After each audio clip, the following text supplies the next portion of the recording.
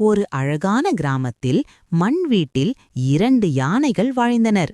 அண்ணன் வீரா, தங்கை மல்லி.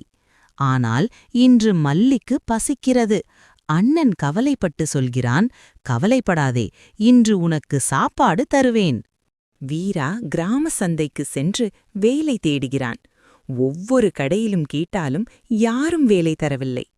மனம் சோர்ந்து போனால் கூட தங்கையின் முகம் நினைவுக்கு வருகிறது. அந்த நேரத்தில் பெரிய கடை உரிமையாளர் விழுந்து விடுகிறார். வீரா உடனே உதவி செய்து அவனை பாதுகாப்பான இடத்தில் படுக்க வைக்கிறார். தண்ணீர் கொடுத்து கவனமாக பார்த்து அவரை குணமாக்குகிறார். சில நாட்களுக்குப் பிறகு கடை உரிமையாளர் முழுமையாக குணமடைகிறார். அவர் வீராவை பார்த்து சொல்கிறார், நீ இல்லாமே நான் உயிரோட இருக்க மாட்டேன்.